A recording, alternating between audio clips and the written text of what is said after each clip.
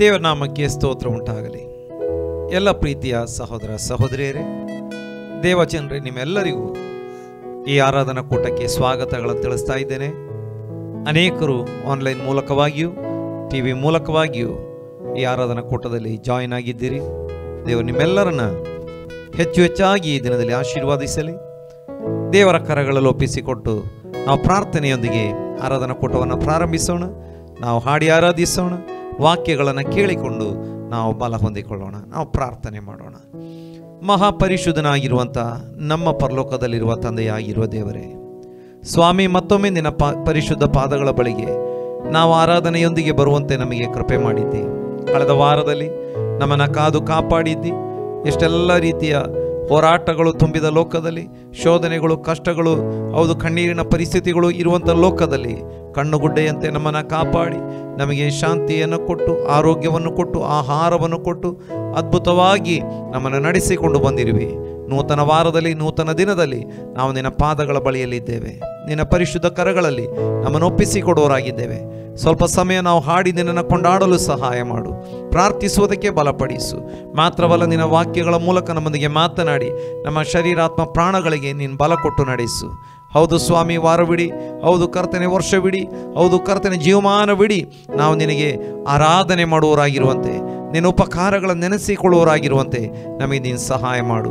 ಈ ಹೊತ್ತು ಲೋಕದ ಎಲ್ಲೆಲ್ಲಿ, ಹೌದು ಸ್ವಾಮಿ, ಯಾವ್ಯಾವ ಭಾಗಗಳಲ್ಲಿ ಆರಾಧನಾ ಕೂಟಗಳು ನಡೀತಾ ಇದ್ದಾವೆ, ಎಲ್ಲ ಕಡೆ ನಿನ್ನ ಪ್ರಸನ್ನತೆ ಇಳಿಯಲಿ. ಕೋಟ್ಯಂತರ ಜನರು ನಿನ್ನ ಕಡೆಗೆ ತಿರುಗಿಕೊಳ್ಳಲಿ. ಕೋಟ್ಯಂತರ ಜನರು ಈ ದಿನದಲ್ಲಿ ಸಂಧಿಸಲ್ಪಡಲಿ. ಹೌದು ಸ್ವಾಮಿ, ನಮ್ಮ ಆರಾಧನೆ ಧೂಪದೋಪಾದಿಯಲ್ಲಿ ಪರಲೋಕಕ್ಕೆ ಏರಿ ಬರಲಿ. ಸ್ವಾಮಿ, ಮುಂದಿನ ಭಾಗವನ್ನೆಲ್ಲ ಪವಿತ್ರಾತ್ಮನ ನಿಯಂತ್ರಣಕ್ಕೆ ಒಪ್ಪಿಸಿದ್ದೇವೆ. ಎಲ್ಲ ಮಹಿಮೆ ಘನತೆ ನಿನಗುಂಟಾಗಲಿ. ಪ್ರಾರ್ಥನೆ ಕೇಳಿದ್ದಿ, ಸ್ತೋತ್ರ, ಯೇಸು ಕ್ರಿಸ್ತನ ನಾಮದಲ್ಲಿ ತಂದೆಯೇ, ಆಮೇನ್, ಆಮೇನ್. ದೇವರ ಪರಿಶುದ್ಧವಾದಂಥ ನಾಮಕ್ಕೆ ಸ್ತೋತ್ರ ಉಂಟಾಗಲಿ. ನಾವು ದೇವರನ್ನು ಹಾಡಿ ಆರಾಧಿಸೋಣ. ನಮ್ಮ ಆರಾಧನಾ ತಂಡ ಸಿದ್ಧವಾಗಿದೆ. ಆರಾಧನಾ ತಂಡದೊಂದಿಗೆ ಸೇರಿಕೊಂಡು ಮುಂದಿನ ಸಮಯದಲ್ಲಿ ನಾವು ದೇವರನ್ನ ಆರಾಧನೆ ಮಾಡುವಂಥವರಾಗಿರೋಣ. Hallelujah, hallelujah. ದೇವರ ನಾಮಕ್ಕೆ ಸ್ತೋತ್ರ ಉಂಟಾಗಲಿ. ಈ ವಾರದಲ್ಲಿ ನಾವು ದೇವರನ್ನು ಆರಾಧಿಸುವಂತೆ ತನ್ನ ಕೃಪೆಯನ್ನು ನಮಗೆ ತೋರಿಸಿದ್ದಾನೆ. ಅಲ್ಲೆಲ್ಲ ಕಳೆದ ವಾರ ಪೂರ್ತಿ ನಮ್ಮನ್ನು ಅದ್ಭುತಕರವಾಗಿ ನಡೆಸಿದ ಕರ್ತನು ಈ ವಾರದಲ್ಲಿ ಅಲ್ಲೆಲ್ಲ ನಮ್ಮನ್ನು ನಡೆಸುವ ಆತನಾಗಿದ್ದಾನೆ. ನಾವೆಲ್ಲರೂ ಸೇರಿ ಸ್ವಲ್ಪ ಹೊತ್ತು ದೇವರನ್ನು ಆರಾಧಿಸಿ ಸ್ತುತಿಸುವ. ಅಲ್ಲೆಲ್ಲೂಯ. ನಮ್ಮ ಕರ್ತನು ಆತನು ದೀನರನ್ನು ಧೂಳಿನಿಂದ, ದರಿದ್ರನನ್ನು ತಿಪ್ಪೆಯಿಂದ ಮೇಲಕ್ಕೆತ್ತಿ ಪ್ರಭುಗಳೊಂದಿಗೆ ಕೂರಿಸುವ ಕರ್ತನಾಗಿದ್ದಾನೆ. ಹಾಲೆಲ್ಲೂಯ. ನಾವು ಹಾಡನ್ನಾಡುವ, ಅಪ್ಪ ನನ್ನನ್ನು ಎತ್ತಿ ಎತ್ತಿ ನಿಲ್ಲಿಸಿದೆ ಸರ್ವಶಕ್ತ ನೀನೆ, ನನ್ನ ಧೂಳಿನಿಂದ ಎತ್ತಿದೆ ಸಮಾಧಾನ ಕರ್ತ ನೀನೆ, ಜೀವದಿಂದ ಯೇಸುವೆ ನಾ ಬಾಳುವೆ ನಿನಗಾಗಿ, ನೀನೊಬ್ಬನೇ ದೇವರು, ನೀನೊಬ್ಬನೇ ರಕ್ಷಕನು. ನಾವೆಲ್ಲರೂ ಸೇರಿ ಹಾಡುವ.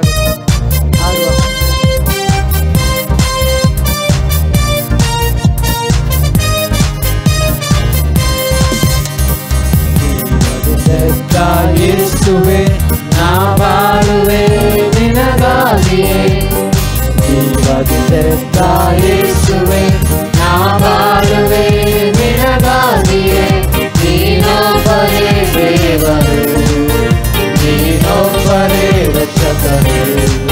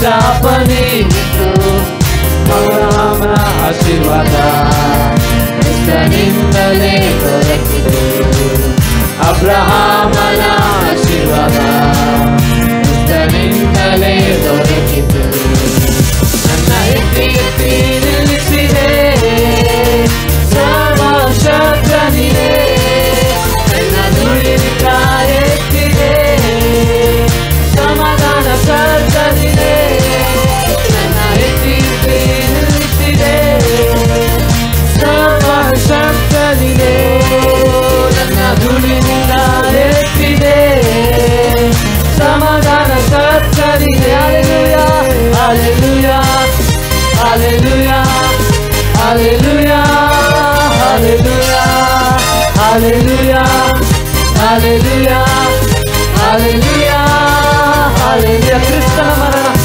ಕ್ರಿಸ್ತನ ಮರಣದಿಂದಲೇ ನನ್ನ ಎಲ್ಲ ಶಾಪ ನೀಗಿತು ಕ್ರಿಸ್ತನ ಮರಣದಿಂದಲೇ ನನ್ನ ಎಲ್ಲ ಶಾಪ ನೀಗಿತು ಅಬ್ರಹಾಮನ ಆಶೀರ್ವಾದ ಕ್ರಿಸ್ತನಿಂದಲೇ ದೊರಕಿತು ಅಬ್ರಹಾಮನ ಆಶೀರ್ವಾದ ಕ್ರಿಸ್ತನಿಂದಲೇ ದೊರಕಿತು ನನ್ನ ಎತ್ತಿ ಎತ್ತಿ ನಿಲ್ಲಿಸಿದೆ ಸರ್ವಶಕ್ತನಿಗೆ ನನ್ನ ನುಡಿಯಿಂದ ಎತ್ತಿದೆ ಸಮಾಧಾನ ಕರ್ತನಿಗೆ ನನ್ನ ಎತ್ತಿ ಎತ್ತಿ ನಿಲ್ಲಿಸಿದೆ ಸರ್ವಶಕ್ತನಿಗೆ ನನ್ನ ನುಡಿಯಿಂದ ಎತ್ತಿದೆ ಸಮಾಧಾನ ಕರ್ತನಿಗೆ Hallelujah,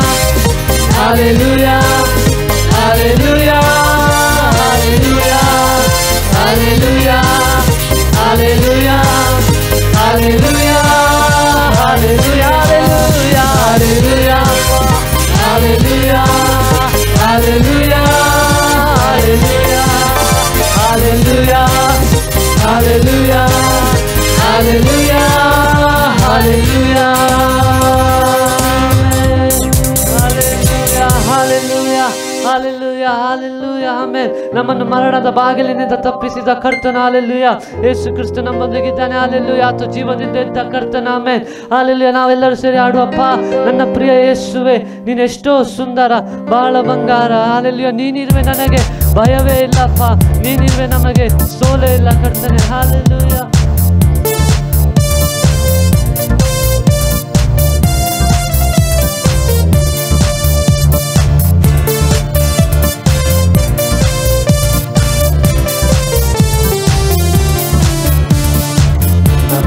ಯೇಸುವೆ ನೀನು ಎಷ್ಟೋ ಸುಂದರ, ಬಾಳ ಬಂಗಾರ, ನನ್ನ ಬಾಳ ಬಂಗಾರ.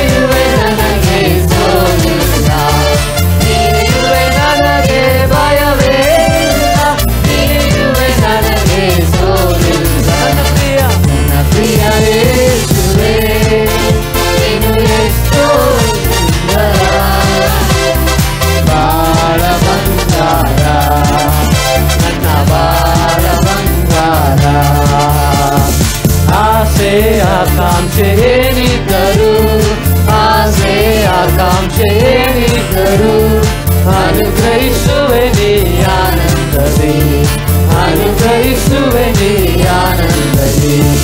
ನೀನಿರುವೆ ನನಗೆ ಭಯವೇ ಇಲ್ಲ, ನೀನಿರುವೆ ನನಗೆ ಸೋಲಿಲ್ಲ. ನೀನಿರುವೆ ನನಗೆ ಭಯವೇ ಇಲ್ಲ, ನೀನಿರುವೆ ನನಗೆ ಸೋಲಿಲ್ಲ. ನನ್ನ ಪ್ರಿಯ ಯೇಸುವೇ ಎಷ್ಟೋ ಸುಂದರ, ಬಾಳ ಬಂಗಾರ, ನನ್ನ ಬಾಳ ಬಂಗಾರ. ದಾರಿ ತಪ್ಪಿದಾಗ ಕರ ಹಿಡಿದು, ದಾರಿ ತಪ್ಪಿದಾಗ ಕರ ಹಿಡಿದು, ತೋರುತ್ತ ಬರುವೆ ಸುಧಾರಿಯ, ತೋರುತ್ತ ಬರುವೆ ಸುಧಾರಿಯ. ನೀನಿರುವೆ ನನಗೆ ಭಯವೇ ಇಲ್ಲ, ನೀನಿರುವೆ ನನಗೆ ಸೋಲಿಲ್ಲ. ನೀನಿರುವೆ ನನಗೆ ಭಯವೇ ಇಲ್ಲ, ನೀನಿರುವೆ ನನಗೆ ಸೋಲಿಲ್ಲ. ನನ್ನ ಪ್ರಿಯ ಯೇಸುವೇ ನೀನು ಎಷ್ಟೋ ಸುಂದರ, ಬಾಳ ಬಂಗಾರ, ನನ್ನ ಬಾಳ ಬಂಗಾರ. ವೈರಿಗಳನ್ನು ಎದುರಿಸಲು, ವೈರಿಗಳನ್ನು ಎದುರಿಸಲು ಪರಲೋಕದ ಬಲ ನೀಡಿದೆ ನೀ, ಪರಲೋಕದ ಬಲ ನೀಡಿದೆ ನೀ. ನೀನಿರುವೆ ನನಗೆ ಭಯವೇ ಇಲ್ಲ, ನೀನಿರುವೆ ನನಗೆ ಸೋಲಿಲ್ಲ.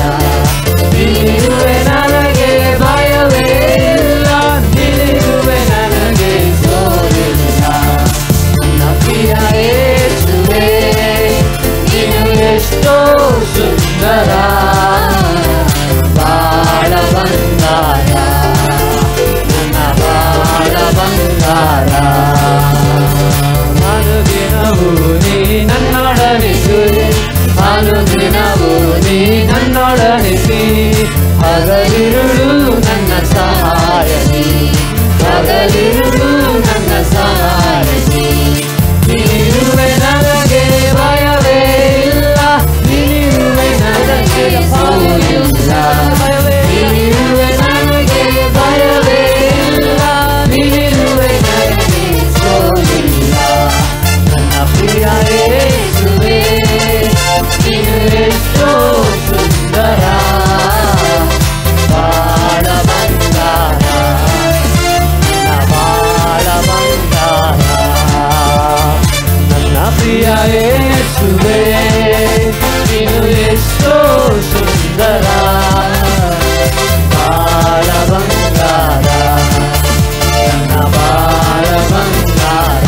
ನೀನಿರುವೆ, ನೀನಿರುವೆ ನನಗೆ ಭಯವೇ ಇಲ್ಲ, ನೀನಿರುವೆ ನನಗೆ ಸೋಲಿಲ್ಲ. ನೀನಿರುವೆ ನನಗೆ ಭಯವೇ ಇಲ್ಲ, ನೀನಿರುವೆ ನನಗೆ ಸೋಲಿಲ್ಲ. ನೀನಿರುವೆ ನನಗೆ ಭಯವೇ ಇಲ್ಲ, ನೀನಿರುವೆ ನನಗೆ ಸೋಲಿಲ್ಲ. ನೀನಿರುವೆ ನನಗೆ ಭಯವೇ ಇಲ್ಲ, ನೀನಿರುವೆ ನನಗೆ ಸೋಲಿಲ್ಲ. ಹಲ್ಲೆಲೂಯಾ. ಆತ ನಮ್ಮೊಂದಿಗಿರುವಾಗ ನಮಗೆ ಸೋಲಿಲ್ಲ. Hallelujah, hallelujah. ನಮಗೆ ಜಯ ಉಂಟು. Hallelujah, hallelujah. ನಾವು ಹಾಡಾಡುವ ಅಪ್ಪ ತಂದೆ ದೇವ, ಅಪ್ಪ ನನ್ನ ಸರ್ವವು ನೀನೇ ಸ್ವಾಮಿ, ನೀನಿದ್ದರೆ ನನಗೆ ಸಾಕಪ್ಪ. ಹಲ್ಲೆಲೂಯಾ. ಈ ಹಾಡು ಹಾಡ್ತಾನೆ ಸ್ತುತಿಸುವ.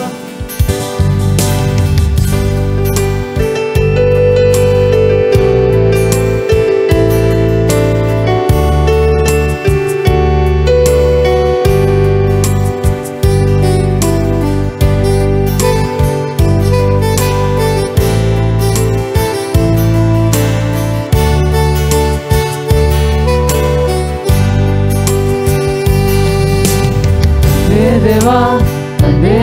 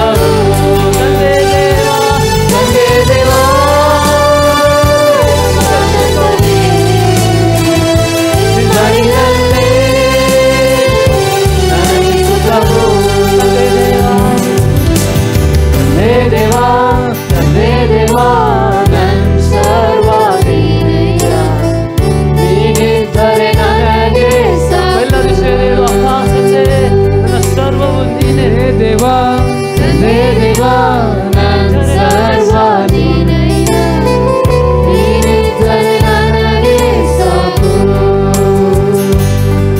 ನಿನ್ನ ಪ್ರೀತಿ ವರ್ಣಿಸಲು ನನ್ನಿಂದ ಆಗದಯ್ಯ, ನಿನ್ನ ಕಾರ್ಯ ವರ್ಣಿಸಲು ಈ ಬದುಕು ಸಾಲದಯ್ಯ. ನಿನ್ನ ಪ್ರೀತಿ ವರ್ಣಿಸಲು ನನ್ನಿಂದ ಆಗದಯ್ಯ, ನಿನ್ನ ಕಾರ್ಯ ವರ್ಣಿಸಲು ಈ ಬದುಕು ಸಾಲದಯ್ಯ. ದೇವಾ ನನ್ನ ಆನಂದವೇ ನಿಮ್ಮಡಿಲಲ್ಲೇ ನನಗೆ ಸುಖವು. ತಂದೆ ದೇವಾ ನನ್ನ ಆನಂದವೇ ನಿಮ್ಮಡಿಲಲ್ಲೇ ನನಗೆ ಸುಖವು.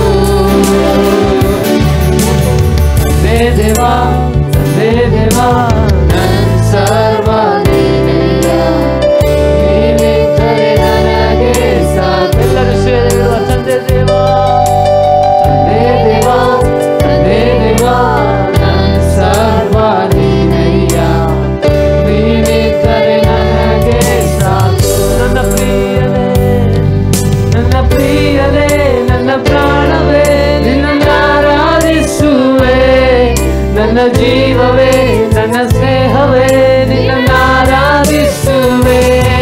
ನನ್ನ ಪ್ರಿಯನೇ ನನ್ನ ಪ್ರಾಣವೇ ನಿನ್ನನ್ನು ಆರಾಧಿಸುವೆ, ನನ್ನ ಜೀವವೇ ನನ್ನ ಸ್ನೇಹವೇ ನಿನ್ನನ್ನು ಆರಾಧಿಸುವೆ.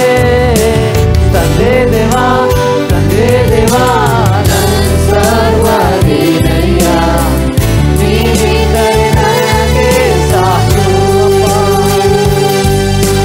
ತಂದೆ ದೇವಾ ತಂದೆ ದೇವಾ ನನ್ನ ಸರ್ವ ನೀನಯ್ಯ, ನೀನಿದ್ದರೆ ನನಗೆ ಸಾಕು. ನನ್ನ ಪ್ರಾಣ ಸ್ನೇಹಿತನೇ ನನ್ನ ಪ್ರಾಣ ಸ್ನೇಹಿತನೇ, ನಿನ್ನ ಸನ್ನಿಧಿ ಪರಿಮಳವೇ ಸಿಹಿ ಜೇನಿಗಿಂತ ನಿನ್ನ ಪ್ರೀತಿ ಎಷ್ಟು ಮಧುರ. ನನ್ನ ಪ್ರಾಣ ಸ್ನೇಹಿತನೇ ನಿನ್ನ ಸನ್ನಿಧಿ ಪರಿಮಳವೇ ಸಿಹಿ ಜೇನಿಗಿಂತ ನಿನ್ನ ಪ್ರೀತಿ ಎಷ್ಟು ಮಧುರ. ತಂದೆ ದೇವಾ ನನ್ನ ಆನಂದವೇ ಅದು ಸೇರಿ ನಿಮ್ಮಡಿಲಲ್ಲೇ ಅಪ್ಪ ನನಗೆ ಸುಖವು. ನಿನ್ನ ಪ್ರೀತಿ ತಂದೆ ದೇವಾ ನನ್ನ ಆನಂದವೇ ನಿಮ್ಮಡಿಲಲ್ಲೇ ನನಗೆ ಸುಖವು. ತಂದೆ ದೇವಾ ತಂದೆ ದೇವಾ ನನ್ನ ಸರ್ವ ನೀನಯ್ಯ, ನೀನಿದ್ದರೆ ನನಗೆ ಸಾಕು. ತಂದೆ ದೇವಾ ತಂದೆ ದೇವಾ ನನ್ನ ಸರ್ವ ನೀನಯ್ಯ, ನೀನಿದ್ದರೆ ನನಗೆ ಸಾಕು. ನೀನಿದ್ದರೆ ನನಗೆ ಸಾಕು. ನೀನಿದ್ದರೆ ನನಗೆ ಸಾಕು. ಹೌದು ಪ್ರಿಯರೇ, ನಮ್ಮ ಕರ್ತನ ಪ್ರೀತಿಯನ್ನು ವರ್ಣಿಸಲು ನಮ್ಮಿಂದ ಆಗುವುದಿಲ್ಲ. ಆತನ ಪ್ರೀತಿ ಅದು ಸಿಹಿ ಜೇನಿಗಿಂತವೂ ಮಧುರವಾದದ್ದು. ಹಾಲೆಲೂಯ. ಆತನ ಸನ್ನಿಧಿಯಲ್ಲಿ ನಮಗೆ ಸಂತೋಷ ಉಂಟು ಪ್ರಿಯರೇ. ಹಾಲೆಲೂಯ. ನಾವು ಹಾಡುವ ಯೆಹೋವ ಈರೆ ನನಗೆಲ್ಲವೂ ನೀನೆ, ನಮ್ಮ ಅಗತ್ಯಗಳನ್ನು ಪೂರೈಸುವ ಕರ್ತನು. ನಾವು ಬೇಡುವುದಕ್ಕಿಂತಲೂ ನಮ್ಮ ಯೋಚನೆಗಳಿಗಿಂತಲೂ ಅಧಿಕವಾಗಿ ಆಮೇಲೆ ಹಾಲೆಲೂಯ ಹಾಲೆಲೂಯ ಮಾಡುವ ಕರ್ತನು ನೀನಾಗಿದ್ಯಪ್ಪ. ಹಾಗಾಗಿ ನಿನಗೆ ಆರಾಧನೆ ಸ್ವಾಮಿ. ಹಾಲೆಲೂಯ.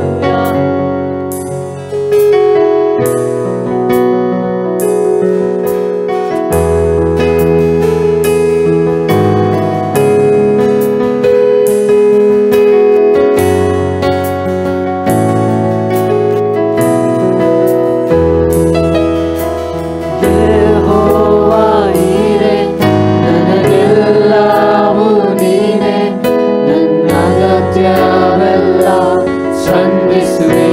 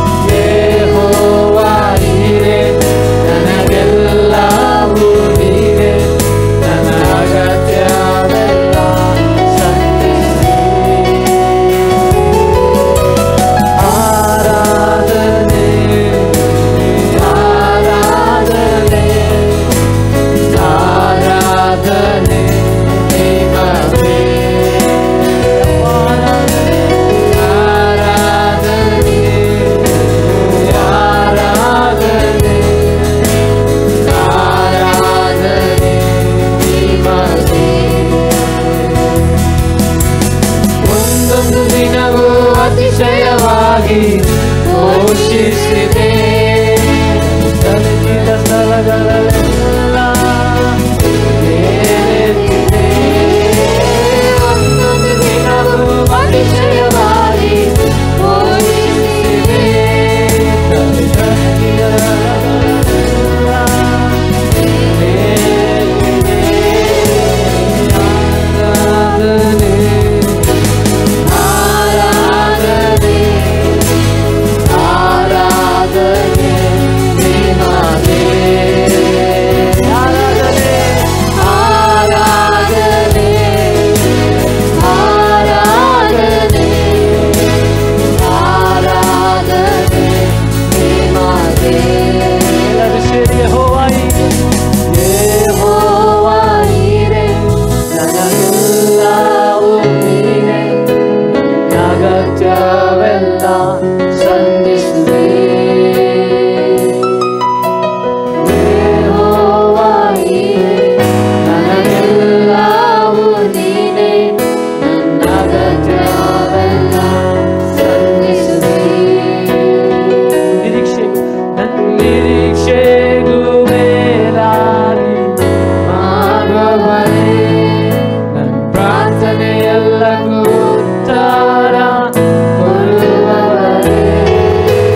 ನಿರೀಕ್ಷೆಗೂ ಮೇಲಾಗಿ ಮಾಡುವವನೇ. ನನ್ನ ಪ್ರಾರ್ಥನೆಯೆಲ್ಲಕ್ಕೂ ಉತ್ತರ ಕೊಡುವವನೇ. ಯೆಹೋವ ಈರೆ ಯೆಹೋವ ಈರೆ ನನಗೆಲ್ಲವೂ ನೀನೆ. ಒಂದು ದಿನವನ್ನು ಅತಿಶಯವಾಗಿ ಪೋಷಿಸುವ ಕರ್ತನು.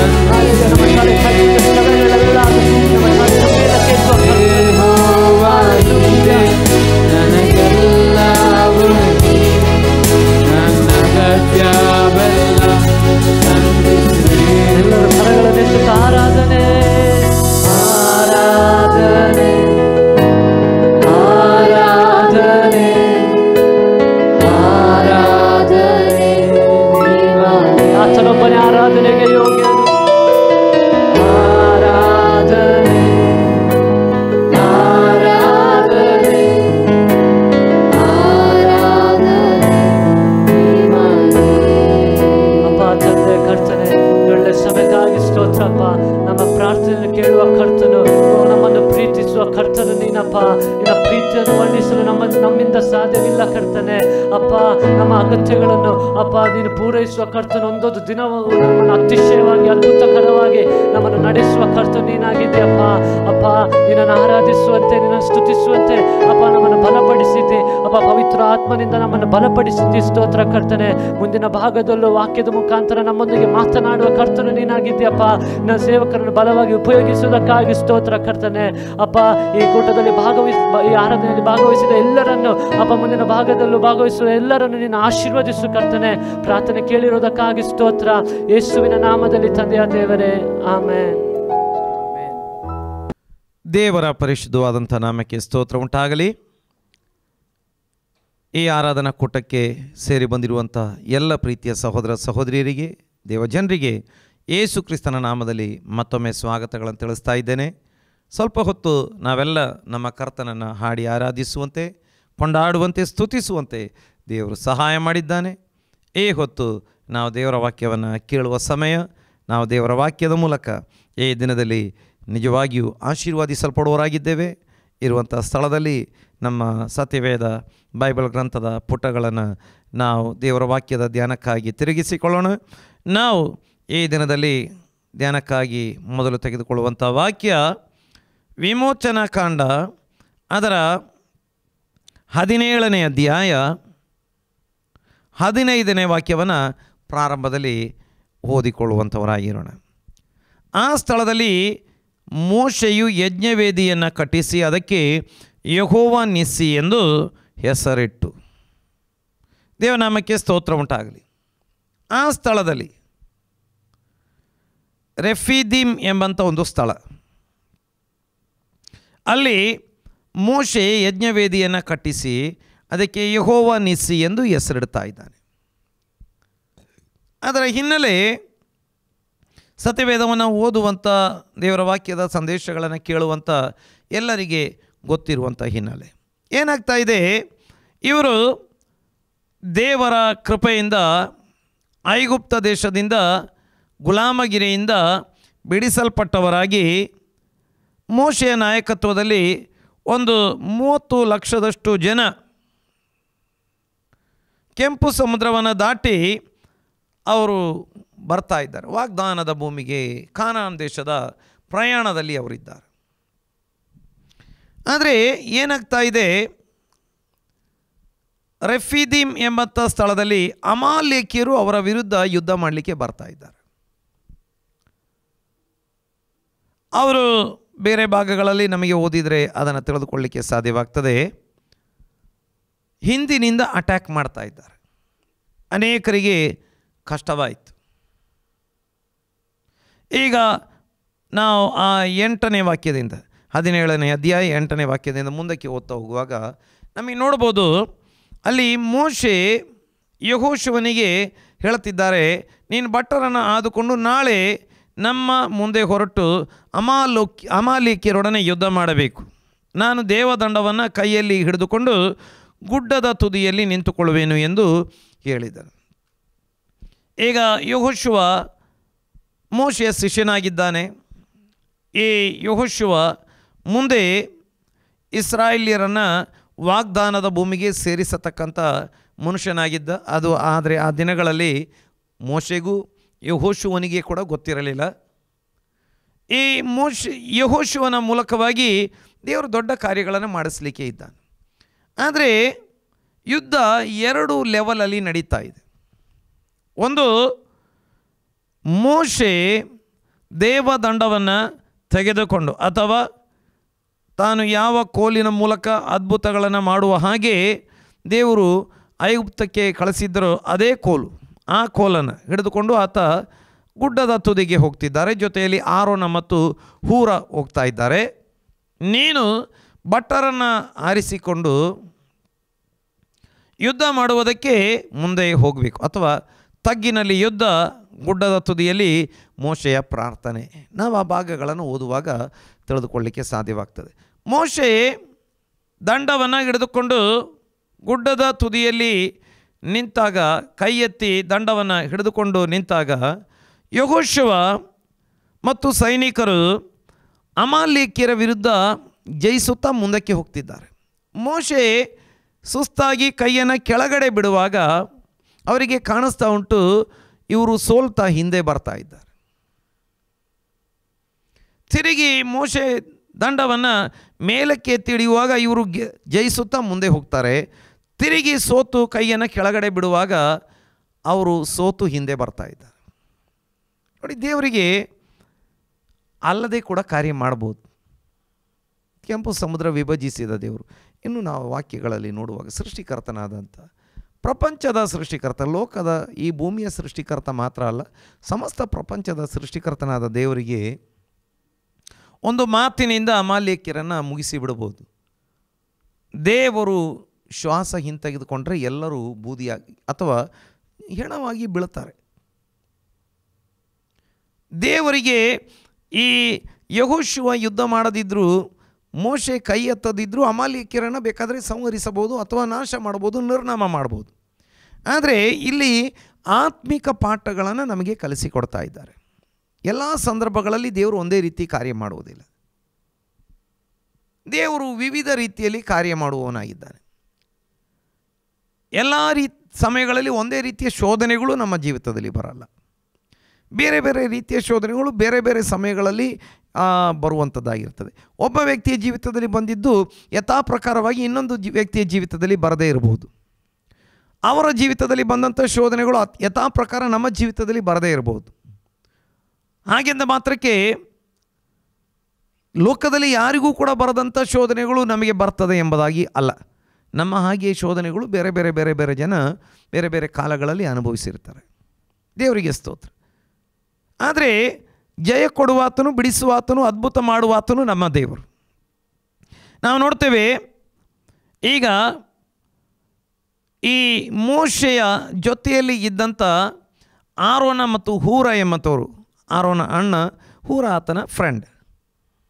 ಇವರು ಏನು ಮಾಡ್ತಿದ್ದಾರೆ, ಕಲ್ಲನ್ನು ತಂದಿಟ್ಟು ಮೋಶೆಯನ್ನು ಕುಳಿಸಿ ಇವರು ಎಡ ಬಲಗಡೆಯಲ್ಲಿ ಮೋಶೆಗೆ ಸಪೋರ್ಟ್ ಮಾಡಿ ಮೋಶೆಯ ಕೈಯನ್ನು ಎತ್ತಿ ಹಿಡಿತಾ ಇದ್ದಾರೆ. ಸಾಯಂಕಾಲದವರೆಗೆ ಆ ದೇವದಂಡ ಅಥವಾ ಮೋಶೆಯ ಕೈ ಎತ್ತಿ ಹಿಡಿಯಲ್ಪಟ್ಟಿತ್ತು.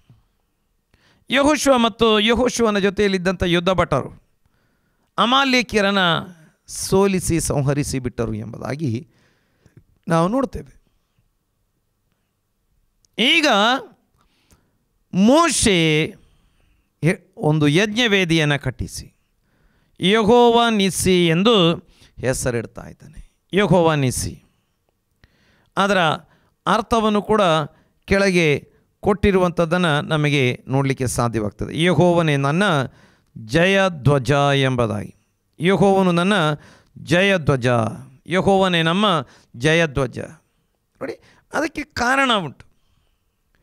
ಈ ಯೆಹೋಶುವ ಮತ್ತು ಯುದ್ಧ ಭಟರ ಯುದ್ಧ ವಿದ್ಯೆಯಿಂದಾಗಲಿ ಸಮರ ಕಲೆಯಿಂದಾಗಲಿ ಅವರು ಕಟ್ಟಿದ ವ್ಯೂಹದ ಒಂದು ಶಕ್ತಿಯಿಂದಾಗಲಿ ಅವರ ಕೈಯಲ್ಲಿದ್ದಂಥ ಕತ್ತಿ, ಬರ್ಜಿ, ಗುರಾಣಿ, ಈಟಿ ಅಥವಾ ಯಾವುದೇ ಯುದ್ಧಾಯುಧಗಳ ಪವರ್ನಿಂದಾಗಲಿ, ಐಗುಪ್ತದಲ್ಲಿ ಅವರು ಕಲಿತ ವಿದ್ಯೆಯಾಗಲಿ ಅಥವಾ ಹೊರಟು ಬಂದ ಕಾಲದಲ್ಲಿ ಅವರಿಗೆ ಸಿಕ್ಕಂಥ ತರಬೇತಿಯಾಗಲಿ ಯಾವುದೂ ಕೂಡ ಅವರ ಯುದ್ಧದ ಜಯಕ್ಕೆ ಕಾರಣವಾಗಿರಲಿಲ್ಲ.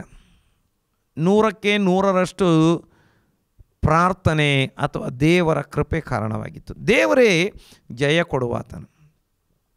ನನ್ನ ಪ್ರೀತಿಯ ಸಹೋದರ ಸಹೋದರಿ, ನಾವು ಕಲಿತ ವಿದ್ಯೆಗಳು, ನಮಗೆ ಗೊತ್ತಿರುವಂಥ ಗರಡಿ ವಿದ್ಯೆ, ಸಮರ ಕಲೆಗಳು ಅಥವಾ ಯುದ್ಧ ಮಾಡಲಿಕ್ಕೆ ನಮಗೆ ಸಿಕ್ಕಿರುವಂಥ ಟ್ರೈನಿಂಗ್ಗಳು ಅಥವಾ ಶೋಧನೆ ಸಮಸ್ಯೆಗಳನ್ನು ಫೇಸ್ ಮಾಡಲಿಕ್ಕೆ, ಎದುರಿಸಲಿಕ್ಕೆ, ನಿಭಾಯಿಸಲಿಕ್ಕೆ ಇರುವಂಥ ಜ್ಞಾನ ಅಥವಾ ನಮಗೆ ದೊರಕಿರುವ ತರಬೇತಿಗಳೆಲ್ಲ ಕೆಲವೊಮ್ಮೆ ನಿಷ್ಫಲವಾಗ್ತದೆ ಮತ್ತು ಕೆಲವೊಮ್ಮೆ ಅವು ಯಾವ ಉಪಯೋಗಕ್ಕೆ ಬಾರದೆ ಹೋಗ್ತದೆ. ಆದರೆ ದೇವರು ನಮಗೆ ಜಯ ಕೊಡುವಾತನು. ಕೈ ಎತ್ತಿ ಪ್ರಾರ್ಥನೆ ಮಾಡಿದಂಥ, ದೇವರ ಮುಂದೆ ಕೈ ಎತ್ತಿ ಪ್ರಾರ್ಥನೆ ಮಾಡುವಂಥ ಒಬ್ಬನೂ ಕೂಡ ನಿರಾಶೆಗೆ ಒಳಪಡುವುದಿಲ್ಲ. ನೋಡಿ, ವಾಕ್ಯದಲ್ಲಿ ನಾವು ನೋಡ್ತೇವೆ, ಯೆಹೋವನನ್ನು ನಿರೀಕ್ಷಿಸುವವರು ಹೊಸ ಬಲವನ್ನು ಹೊಂದುವರು, ತರುಣರು ಸೊರಗಿ ಮುಗರಿಸುವರು, ಯುವಕರು ಬಳಲುವರು, ಯೆಹೋವನನ್ನು ನಿರೀಕ್ಷಿಸುವವರು ಹೊಸ ಬಲವನ್ನು ಹೊಂದುವರು. ಯೆಶಾಯನ ಪ್ರವಾದನೆ 40ನೇ ಕೊನೆಯ ವಾಕ್ಯಗಳು. ಅವರು ಹದ್ದುಗಳಂತೆ ರೆಕ್ಕೆ ಚಾಚಿಕೊಂಡು ಏರುವರು, ಓಡಿದಣಿಯರು, ನಡೆದು ಬಳಲರು ಎಂಬುದಾಗಿ. ನೋಡಿ, ಯೆಹೋವನನ್ನು ನಿರೀಕ್ಷಿಸುವವರು, ಯೆಹೋವನ ಮೂಲಕವಾಗಿ, ದೇವರ ಮೂಲಕವಾಗಿ ಜಯವನ್ನು ನಿರೀಕ್ಷಿಸುವವರಿಗೆ ಜಯ ಸಿಗ್ತದೆ, ಹೊಸ ಬಲ ಸಿಗ್ತದೆ. ಆದರೆ ಲೋಕದ ರೀತಿಯಲ್ಲಿ ನೋಡಿ, ತರುಣರಿಗೆ ಅವರು ಸೋತು ಹೋಗ್ತಾರೆ, ಯುವಕರು ಬಳಲಿ ಹೋಗ್ತಾರೆ, ಯುವಕರಿಗೆ ಓಡಿ ಮುಗಿಸಲಿಕ್ಕೆ ಆಗದ ಪರಿಸ್ಥಿತಿಗಳು ಬರಬಹುದು. ತರುಣರಿಗೆ ಅವರು ಬಳಲುವಂಥವರು ಅಥವಾ ಸೊರಗುವಂಥವರಾಗಿರ್ತಾರೆ. ಆದರೆ ಯೆಹೋವನನ್ನು ನಿರೀಕ್ಷಿಸುವರು ಹೊಸ ಬಲವನ್ನು ಹೊಂದುವರು ಎಂಬುದಾಗಿ ದೇವರ ವಾಕ್ಯದಲ್ಲಿ ಬಹಳ ಸುಸ್ಪಷ್ಟವಾಗಿ ನಮಗೆ ನೋಡಲಿಕ್ಕೆ ಸಾಧ್ಯವಾಗ್ತದೆ. ದೇವರಿಗೆ ಸ್ತೋತ್ರ.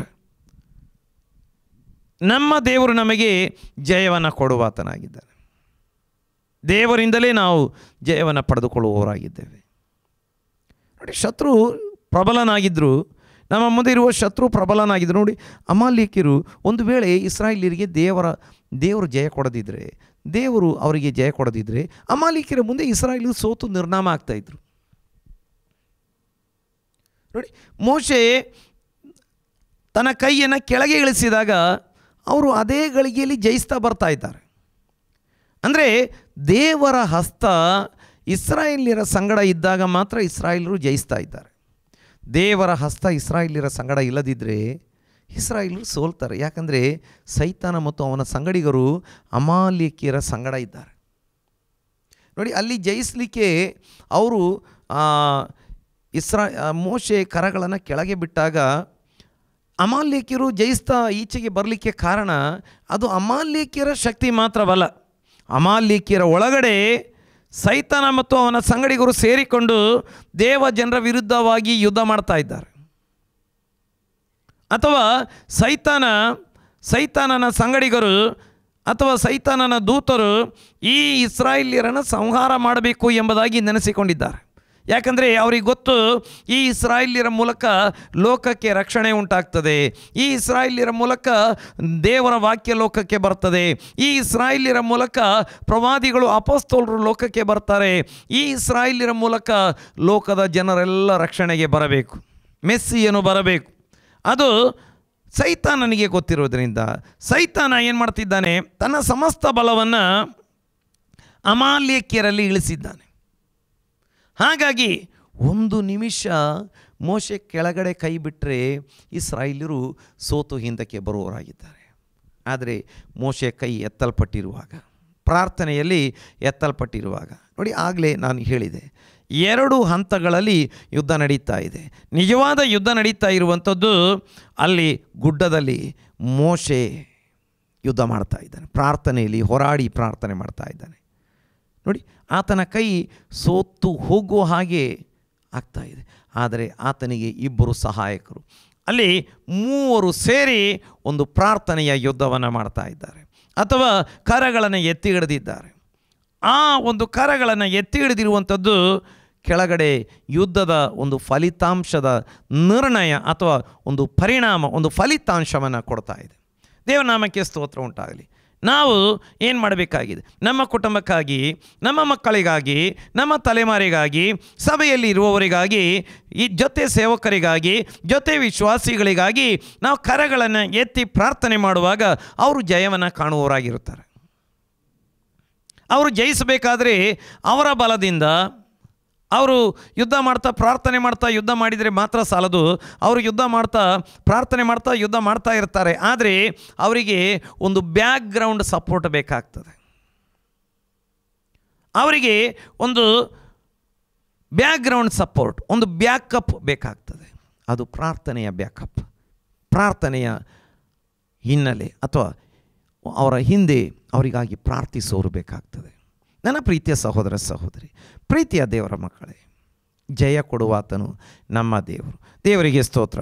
ಕೆಲವೊಂದು ವಾಕ್ಯಗಳನ್ನು ನಾವು ನೋಡಿಕೊಳ್ಳುವಂಥ ಸಮಯದಲ್ಲಿ ನಮಗೆ ನಾವು ಓದಿಕೊಳ್ಳುವ ಕೀರ್ತನೆಗಳ ಪುಸ್ತಕ 20ನೇ ಅಧ್ಯಾಯ ಅದರ 5ನೇ ವಾಕ್ಯವನ್ನು ನಾವು ಓದಿಕೊಳ್ಳುವಾಗ ಸುಪ್ರಸಿದ್ಧವಾದಂಥ ಕೆಲವು ವಾಕ್ಯಗಳು ನಾವು ನೋಡ್ತಾ ಇದ್ದೇವೆ. ಕೀರ್ತನೆ 20:5, ನಿನ್ನ ಜಯದಲ್ಲಿ ಉತ್ಸಾಹ ಧ್ವನಿ ಮಾಡುವೆವು, ನಮ್ಮ ದೇವರ ಹೆಸರಲ್ಲಿ ಧ್ವಜ ಎತ್ತುವೆವು, ಯೆಹೋವನು ನಿನ್ನ ಎಲ್ಲ ವಿಜ್ಞಾಪನೆಗಳನ್ನು ನೆರವೇರಿಸಲಿ. ದೇವರಿಗೆ ಸ್ತೋತ್ರ. ಹಾಗಾದರೆ ನಿನ್ನ ಜಯದಲ್ಲಿ ಉತ್ಸಾಹ ಧ್ವನಿ ಮಾಡುವೆವು. ನಾವು ಒಂದು ನೋಡಿದ್ದೇವೆ, ಅಮಾಲೇಕ್ಯರ ವಿರುದ್ಧ ಯುದ್ಧ ಮಾಡಿದ್ದು ದೇವರು, ಜಯ ಕೊಟ್ಟಿದ್ದು ದೇವರು. ಹಾಗಾಗಿ ಮೋಶೆ ಯಜ್ಞವೇದಿ ಕಟ್ಟಿಸಿ ಅಲ್ಲಿ ಹೆಸರಿಡ್ತಿದ್ದಾನೆ ಯೆಹೋವನಿಸಿ, ಅಂದರೆ ಯೆಹೋವನೇ ನನ್ನ ಜಯಧ್ವಜ. ಜಯಧ್ವಜ ಎತ್ತರದಲ್ಲಿ ಆ ಧ್ವಜವನ್ನು ಹಾರಿಸಿದ ಹಾಗೆ ಆತ ಹೇಳುತ್ತಿದ್ದಾನೆ. ಈಗ 2ನೇದಾಗಿ, ನಿನ್ನ ಜಯದಲ್ಲಿ ಉತ್ಸಾಹ ಧ್ವನಿ ಮಾಡುವೆವು. ನಮ್ಮ ಕರ್ತನಾಗಿರುವ ಯೇಸು ಸ್ವಾಮಿ ನೋಡಿ ಯಾವ ರೀತಿಯಾಗಿ ಯೆಹೋವನಿಸಿ ಅಂದರೆ ಆ ಒಂದು ಜಯಧ್ವಜವಾಗಿ ಎಲ್ಲರಿಗೆ ಕಾಣಿಸುವ ಹಾಗೆ ಆ ಧ್ವಜ ಎತ್ತರದಲ್ಲಿ ಹಾರ್ತದೋ ಹಾಗೆ ನಮ್ಮ ಕರ್ತನಾಗಿರುವ ಯೇಸು ಸ್ವಾಮಿ ಕಲ್ವಾರಿ ಶಿಲುಬೆ ಮೇಲೆ ಸೈತಾನನನ್ನು ಸೋಲಿಸಿಬಿಟ್ಟಿದ್ದಾರೆ. ಭಾಳ ಸುಪ್ರಸಿದ್ಧವಾದಂಥ ವಾಕ್ಯಗಳನ್ನು ನಮಗೆ ನೋಡಲಿಕ್ಕೆ ಸಾಧ್ಯವಾಗ್ತದೆ. ಕೊಲೋಸೆ ಪತ್ರಿಕೆಗೆ ಬರುವಂಥ ಸಮಯದಲ್ಲಿ, ಕೊಲೋಸೆ ಪತ್ರಿಕೆಯಲ್ಲಿ ನಾವು ಓದ್ತೇವೆ, ಅದರ 2ನೇ ಅಧ್ಯಾಯ ಅದರ 14ನೇ ಮತ್ತು 15ನೇ ವಾಕ್ಯಗಳನ್ನು ಓದುವಾಗ ಅಲ್ಲಿ ಈ ಪ್ರಕಾರವಾಗಿ ನಾವು ನೋಡ್ತೇವೆ, ಆತನು ನಮ್ಮ ಅಪರಾಧಗಳನ್ನೆಲ್ಲ ಕ್ಷಮಿಸಿ ನಮ್ಮ ಮೇಲೆ ದೋಷಾರೋಪಣೆ ಮಾಡಿದ್ದಂಥ ಆಜ್ಞಾರೋಪವಾಗಿದ್ದಂಥ ಪತ್ರವನ್ನು ಕೆಡಿಸಿ ಅದನ್ನು ಶಿಲುಬೆಗೆ ಜಡಿದು ಇಲ್ಲದಂತಾಗ ಮಾಡಿದನು. 15ನೇ ವಾಕ್ಯ, ಆತನು ದೊರೆತನಗಳನ್ನು ಅಧಿಕಾರಗಳನ್ನು ನಿರಾಯುಧರನ್ನಾಗಿ ಮಾಡಿ ಜಯೋತ್ಸವ ಮಾಡುತ್ತಾನೋ ಎಂಬತ್ತೆ ಶಿಲುಬೆ ಮೇಲೆ ಅವುಗಳನ್ನು ಜಯಿಸಲ್ಪಟ್ಟವುಗಳನ್ನಾಗಿ ಮೆರೆಸುತ್ತಾ ತೋರಿಸಿದನು. ದೇವರ ನಾಮಕ್ಕೆ ಸ್ತೋತ್ರ. ಎಲ್ಲ ದೊರೆತನಗಳನ್ನು ಅಧಿಕಾರಗಳನ್ನು ನಿರಾಯುಧರನ್ನಾಗಿ ಮಾಡಿ ಜಯೋತ್ಸವ ಮಾಡುತ್ತಾನೋ ಎಂಬಂತೆ ಶಿಲುಬೆ ಮೇಲೆ ಅವುಗಳನ್ನು ಜಯಿಸಲ್ಪಟ್ಟವುಗಳನ್ನಾಗಿ ಮೆರೆಸುತ್ತಾ ತೋರಿಸಿದನು. ದೇವರ ಪರಿಶುದ್ಧ ನಾಮಕ್ಕೆ ಸ್ತೋತ್ರವಾಗಲಿ. ಹಾಗಾದರೆ ಯೇಸು ಸ್ವಾಮಿ ಕಲ್ವಾರಿ ಶಿಲುಬೆ ಮೇಲೆ ಸೈತಾನನನ್ನು, ಅವನ ಎಲ್ಲ ದೊರೆತನಗಳನ್ನು, ಅಧಿಕಾರಗಳನ್ನು ಜಯಿಸಿ ನಿರಾಯುಧರನ್ನಾಗಿ ಮಾಡಿ ಮೆರೆಸುತ್ತಾ ತೋರಿಸಿದ್ದಾನೆ. ನೋಡಿ, ಸೈತಾನನ ಅವನಿಗಿದ್ದಂಥ ದೊರೆತನ, ಅಧಿಕಾರಗಳನ್ನು, ಅವನ ಆಯುಧಗಳನ್ನು ಎಲ್ಲವನ್ನ ಜಯಿಸಿ ನಿರಾಯುಧರನ್ನಾಗಿ ಮಾಡಿ ಮೆರೆಸುತ್ತಾ ತೋರಿಸಿದನು. ಹಾಗಾದರೆ ಕೀರ್ತನೆಕಾರ ಹೇಳ್ತಿದ್ದಾನೆ, ನಿನ್ನ ಜಯದಲ್ಲಿ ನಾವು ಜಯಧ್ವಜ ಎತ್ತುವೆವು, ಅಥವಾ ನಿನ್ನ ಜಯದಲ್ಲಿ ನಾವು ಉಲ್ಲಾಸ ಪಡುವೆವು, ಉತ್ಸಾಹ ಪಡುವೆವು. ದೇವರಿಗೆ ಸ್ತೋತ್ರ ಉಂಟಾಗಲಿ. 5ನೇ ವಾಕ್ಯ, ನಿನ್ನ ಜಯದಲ್ಲಿ ಉತ್ಸಾಹ ಧ್ವನಿ ಮಾಡುವೆವು, ನಮ್ಮ ದೇವರ ನಾಮದಲ್ಲಿ ಜಯಧ್ವಜ ಎತ್ತುವೆವು. ಹಾಗಾದರೆ ನಮ್ಮ ಕರ್ತನಾಗಿರುವ ಯೇಸು ಸ್ವಾಮಿ ಶಿಲುಬೆ ಮೇಲೆ ಜಯಿಸಿದ್ದ. ನನ್ನ ವಿರುದ್ಧ, ನಿನ್ನ ವಿರುದ್ಧ ಇರುವ ಎಲ್ಲ ಹೋರಾಟಗಳನ್ನು, ಅಮಾಲೇಕ್ಯರ ಹೋರಾಟಗಳನ್ನು, ಅಥವಾ ಸೈತಾನ್ನ ಆತ್ಮನಿಂದ ಪ್ರೇರಿತವಾಗಿ ಹೋರಾಡುವ ಹೋರಾಟಗಳನ್ನು, ರೋಗದ ಹೋರಾಟಗಳನ್ನು, ಹಣಕಾಸಿನ ಸಮಸ್ಯೆಗಳ ಮೂಲಕ ಬರುವ ಹೋರಾಟಗಳನ್ನು, ಎಲ್ಲ ರೀತಿಯ ಹೋರಾಟಗಳನ್ನು ಯೇಸು ಸ್ವಾಮಿ ಶಿಲುಬೆ ಮೇಲೆ ಜಯಿಸಿದ್ದಾರೆ. ಅಂದು ಮೋಶೆಗೆ, ಇಸ್ರಾಯೇಲ್ಯರಿಗೆ ಅಥವಾ ಮೋಶೆಗೆ ಮತ್ತು ಯೆಹೋಶುವನಿಗೆ ಮತ್ತು ಇಸ್ರಾಯೇಲ್ಯರಿಗೆ ಜಯ ಕೊಟ್ಟಿದ್ದು ಯೆಹೋವ ದೇವರು. ನಂತರ ಇಡೀ ಲೋಕಕ್ಕೆ ಸೈತಾನ ಕೈಯಿಂದ ಜಯ ಕೊಡುವುದಕ್ಕೆ ಶಿಲುಬೆ ಮೇಲೆ ಜಡಿಯಲ್ಪಟ್ಟವನಾಗಿ ಸೈತಾನನ್ನು, ಅವನ ದೊರೆತನಗಳನ್ನು, ಅವನ ಅಧಿಕಾರಗಳನ್ನು, ಅವನ ಆಯುಧಗಳನ್ನು ಎಲ್ಲವನ್ನು ಸೋಲಿಸಿ ಸೈತಾನನ್ನು ನಿರಾಯುಧನನ್ನಾಗಿ ಮಾಡಿ ಎಲ್ಲವನ್ನ ಮೆರೆಸುತ್ತಾ ತೋರಿಸಿ ನಮಗೆ ಜಯ ಕೊಟ್ಟಿದ್ದಾನೆ. ಹಾಗಾದರೆ ಇವತ್ತು ನಾವು ಆತನ ಜಯದಲ್ಲಿ ಸಂತೋಷ ಪಡಬೇಕು. ಸಂತೋಷಿಸುತ್ತಾ ಉತ್ಸಾಹ ಧ್ವನಿ ಮಾಡುತ್ತಾ ಜಯಧ್ವಜ ಎತ್ತಿ ದೇವರನ್ನ ಆರಾಧನೆ ಮಾಡಬೇಕು ಎಂಬುದಾಗಿ ದೇವರ ಪವಿತ್ರಾತ್ಮ ನಮಗೆ ಹೇಳ್ತಾ ಇರುವಂಥದ್ದನ್ನು ನೋಡಲಿಕ್ಕೆ ಸಾಧ್ಯವಾಗ್ತದೆ. ದೇವರಿಗೆ ಸ್ತೋತ್ರ ಉಂಟಾಗಲಿ. 60ನೇ ಕೀರ್ತನೆಯಲ್ಲಿ ನಾವು ನೋಡುವಂಥವರಾಗಿದ್ದೇವೆ. 4ನೇ ವಾಕ್ಯದಲ್ಲಿ, ನೀನು ನಿನ್ನ ಭಕ್ತರಿಗೆ ಧ್ವಜವನ್ನು ಕೊಟ್ಟದ್ದು ಅವರು ಬಿಲ್ಲುಗಾರರಿಗೆ ಎದುರಿ ಓಡುವುದಕ್ಕೂ. ಹಾಗಾದರೆ ನಮಗೆ ಜಯದ ಧ್ವಜ ಕೊಟ್ಟಿದ್ದಾರೆ. ಯೇಸು ಜಯಿಸಿಬಿಟ್ಟಿದ್ದಾರೆ. ಕೈ ಎತ್ತುವ ಪ್ರತಿಯೊಬ್ಬವನು, ಪ್ರಾರ್ಥನೆಯಲ್ಲಿ ಕೈ ಎತ್ತುವ ಪ್ರತಿಯೊಬ್ಬವನಿಗೋಸ್ಕರ ನಮ್ಮ ಕರ್ತನು ಜಯವನ್ನು ಕೊಟ್ಟುಬಿಟ್ಟಿದ್ದಾನೆ. ಹೌದು, ಆತ ಎಲ್ಲವನ್ನು ಜಯಿಸಿದ್ದಾನೆ. ನಂಬುವ ಪ್ರತಿಯೊಬ್ಬರಿಗೆ ಜಯ ಕೊಟ್ಟಿದ್ದಾನೆ. ಹಾಗಾದರೆ ನಮಗೆ ಜಯಧ್ವಜ ಕೊಟ್ಟಿದ್ದಾನೆ. ಆತ ಜಯಿಸಿದ್ದಾನೆ, ನಂತರ ನಮಗೆ ಜಯಧ್ವಜ ಕೊಟ್ಟಿದ್ದಾನೆ.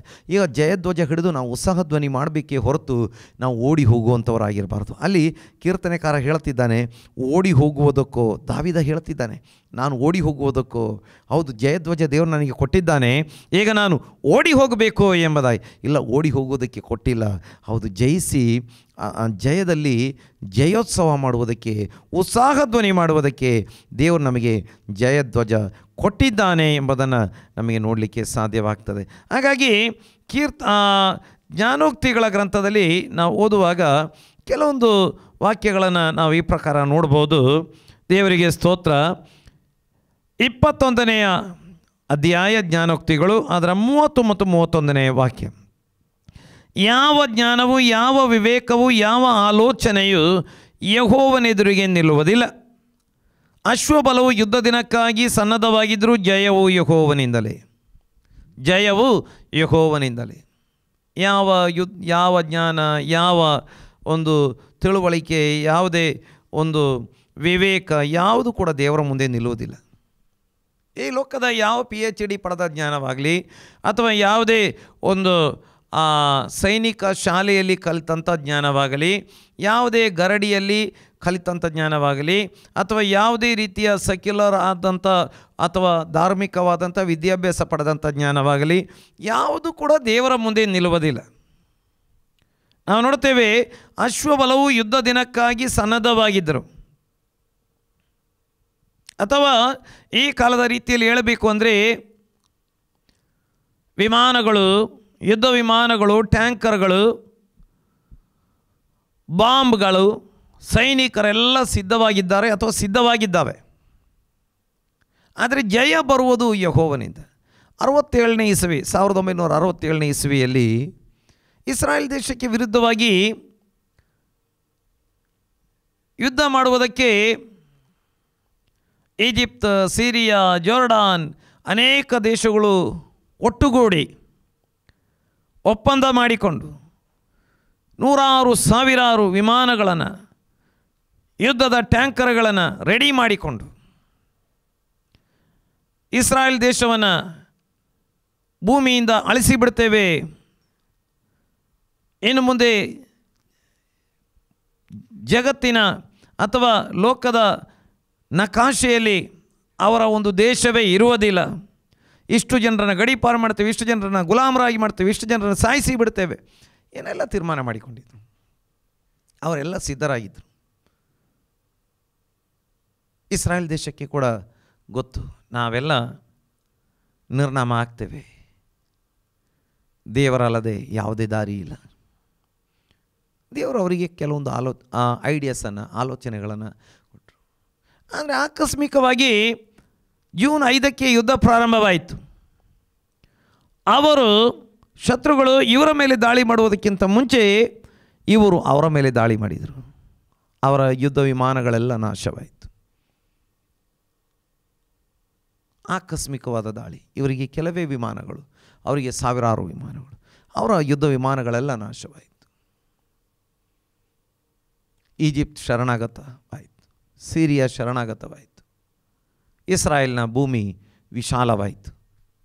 ನಾವು ನೋಡ್ತೇವೆ, ಅಶ್ವಬಲವು ಯುದ್ಧ ದಿನಕ್ಕಾಗಿ ಸನ್ನದ್ಧವಾಗಿದ್ದರು, ಜಯವು ಯೆಹೋವನಿಂದಲೇ, ಜಯವು ಯೆಹೋವನಿಂದಲೇ. ಮಿದ್ಯಾನ್ಯರೆಲ್ಲ ಸಿದ್ಧರಾಗಿ ನಿಂತಿದ್ದಾರೆ.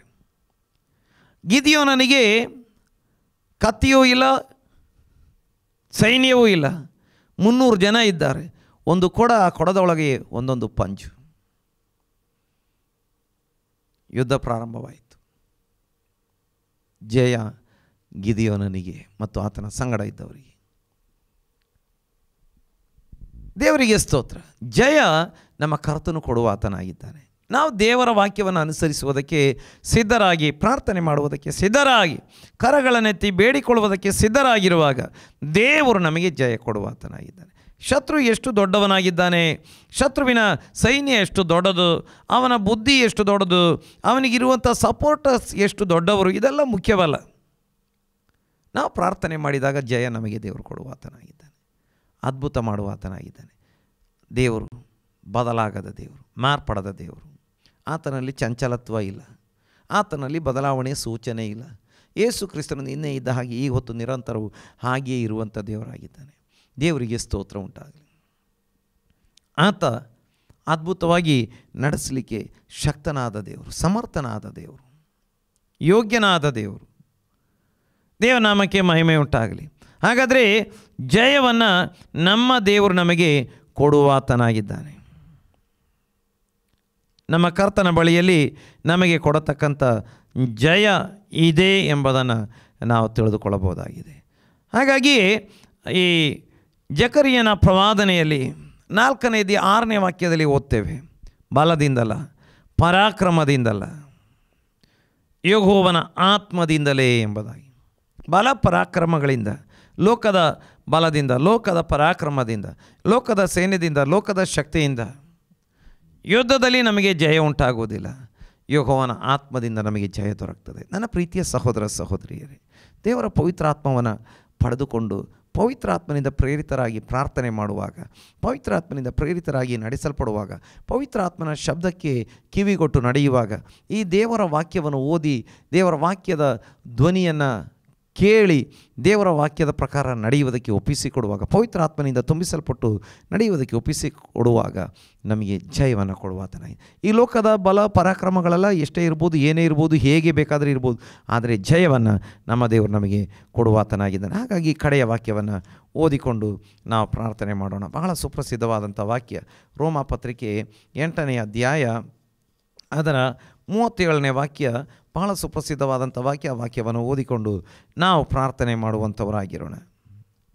ಆದರೆ ನಮ್ಮನ್ನು ಪ್ರೀತಿಸಿದ ಆತನ ಮೂಲಕವಾಗಿ ನಾವು ಎಲ್ಲ ವಿಷಯಗಳಲ್ಲಿ ಪೂರ್ಣ ಜಯಶಾಲಿಗಳಾಗ್ತೇವೆ. ಎಲ್ಲ ವಿಷಯಗಳಲ್ಲಿ ಅಲ್ಲಿ ನಾವು ನೋಡ್ತೇವೆ,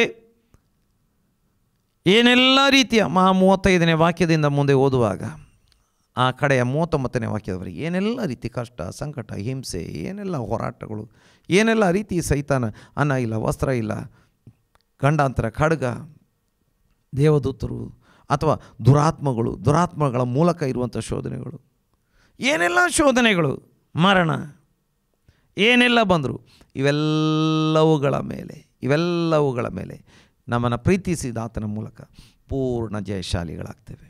ಹಾಗಾಗಿ ದೇವರ ನಾಮಕ್ಕೆ ಸ್ತೋತ್ರ ಉಂಟಾಗಲಿ. ಮೋಶೆ ಯಜ್ಞವೇದಿ ಕಟ್ಟಿಸಿ ಹೇಳ್ತಿದ್ದಾನೆ, ಯೆಹೋವನಿಸಿ.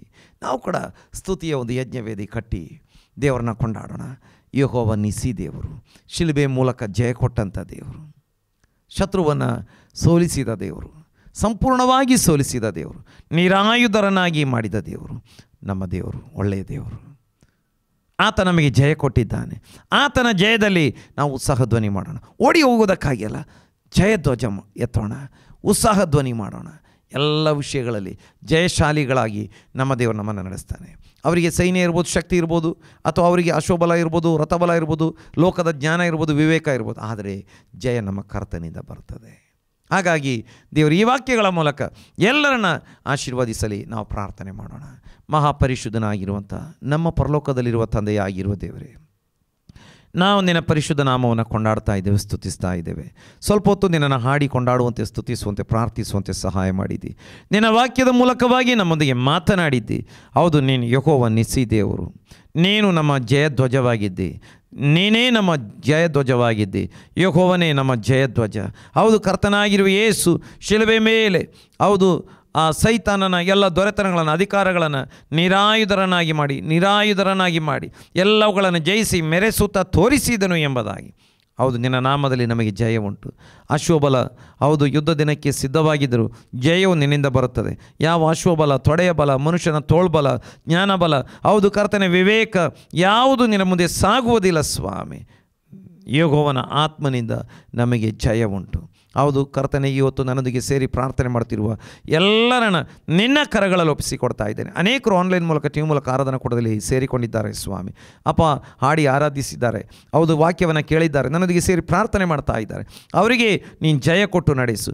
ಅವರ ವಿರುದ್ಧವಾಗಿ ಹೋರಾಡ್ತಿರುವಂಥ ಎಲ್ಲ ರೀತಿಯ ಶೋಧನೆಗಳಲ್ಲಿ, ಎಲ್ಲ ರೀತಿಯ ಸೈತಾನ ಹೋರಾಟಗಳಲ್ಲಿ, ಹೌದು ಸಂಘರ್ಷದ ಪರಿಸ್ಥಿತಿಗಳಲ್ಲಿ, ಹೌದು ಕರ್ತನೆ, ಅವರು ಕಾಣ್ತಿರುವಂಥ ಸೋಲಿನ ಪರಿಸ್ಥಿತಿಗಳಲ್ಲಿ ನೀನು ಅವರಿಗೆ ಜಯ ಕೊಟ್ಟು ಜಯಧ್ವಜವಾಗಿ ಯೆಹೋವನಿಸಿಯಾಗಿ ಅವ್ರನ್ನ ನಡೆಸಬೇಕೆಂದು ಪ್ರಾರ್ಥನೆ ಮಾಡ್ತಾ ಇದ್ದೇನೆ. ಹೌದು ಕರ್ತನೆ, ಆತ್ಮಿಕವಾಗಿ ಬಲಪಡಿಸು, ಶಾರೀರಿಕವಾಗಿ ಬಲಪಡಿಸು, ಹೌದು ಕೌಟುಂಬಿಕವಾಗಿ ಬಲಪಡಿಸು, ಎಲ್ಲ ರೀತಿಯಲ್ಲಿ ಆರ್ಥಿಕವಾಗಿ ಬಲಪಡಿಸಿ, ಕೊರತೆಗಳನ್ನು ನೀಗಿಸು ಸ್ವಾಮಿ. ನಿನ್ನ ಕರಗಳಲ್ಲಿ ಒಪ್ಪಿಸಿದ್ದೇವೆ. ಹಾಗೆ ಆನ್ಲೈನ್ ಮೂಲಕ, ಟಿವಿ ಮೂಲಕ ಜಾಯ್ನ್ ಆಗಿರುವ ಎಲ್ಲರನ್ನ, ಸೇರಿ ಬಂದಿರುವ ಎಲ್ಲರನ್ನ ಮತ್ತೊಮ್ಮೆ ನಿನ್ನ ಕರಗಳಲ್ಲಿ ಒಪ್ಪಿಸಿಕೊಡ್ತಾ ಇದ್ದೇನೆ. ಲೋಕದಾದ್ಯಂತಿರುವ ಎಲ್ಲ ದೇವಜನರನ್ನ, ದೇವಾರಾಧನಾ ಕೂಟಗಳನ್ನು ನಿನ್ನ ಕರಗಳಲ್ಲಿ ಒಪ್ಪಿಸಿಕೊಡ್ತಾ ಇದ್ದೇನೆ. ಹೌದು, ಈ ವಾರದಲ್ಲಿ ನೀನು ಬರೋಣವಾಗಿರುವುದಾದರೆ ನಾವೆಲ್ಲ ನಿನ್ನ ಸಂಗಡ ಇರಬೇಕು. ನಿನ್ನ ಬರೋಣಕ್ಕೆ ಸಮಯ ಇರುವುದಾದರೆ ತಿರುಗಿ ಒಟ್ಟಿಗೆ ಸೇರಿ ನಿನ್ನನ್ನು ಕೊಂಡಾಡಲಿಕ್ಕೆ ಸಹಾಯ ಮಾಡು. ನಮ್ಮ ಪ್ರಾರ್ಥನೆ ಕೇಳಿದ್ದಿ, ಸ್ತೋತ್ರ. ಯೇಸು ಕ್ರಿಸ್ತನ ಪರಿಶುದ್ಧ ನಾಮದಲ್ಲಿ ಪ್ರಾರ್ಥಿಸಿ ಹೊಂದಿಕೊಂಡಿದ್ದೇವೆ ಪರಲೋಕದ ತಂದೆ. ಆಮೇನ್, ಆಮೇನ್. ನಾವಂತೆ ಆಶೀರ್ವಾದ ಹೊಂದಿಕೊಳ್ಳೋಣ. ನಮ್ಮ ತಂದೆಯಾಗಿರುವ ದೇವರ ಪ್ರೀತಿಯು, ಕರ್ತನಾಗಿರುವ ಯೇಸು ಕ್ರಿಸ್ತನ ಕೃಪೆಯು, ಪವಿತ್ರಾತ್ಮನ ಅನ್ಯೋನ್ಯತೆಯು ಸೇರಿ ಬಂದಿರುವ ಪ್ರತಿಯೊಬ್ಬೊಬ್ಬರೊಂದಿಗೆ, ಆನ್ಲೈನ್ ಮೂಲಕ, ಟಿವಿ ಮೂಲಕ ಆರಾಧನಾ ಕೂಟದಲ್ಲಿ ಸೇರಿಕೊಂಡಿರುವ ಪ್ರತಿಯೊಬ್ಬೊಬ್ಬರೊಂದಿಗೆ, ಲೋಕದಲ್ಲಿರುವ ಎಲ್ಲ ದೇವಜನರೊಂದಿಗೆ ಯೇಸು ಕ್ರಿಸ್ತನ ಮರಳಿ ಬರೋಣದವರೆಗೆ ಯಾವಾಗಲೂ ಇರಲಿ. ಆಮೇನ್, ಆಮೇನ್.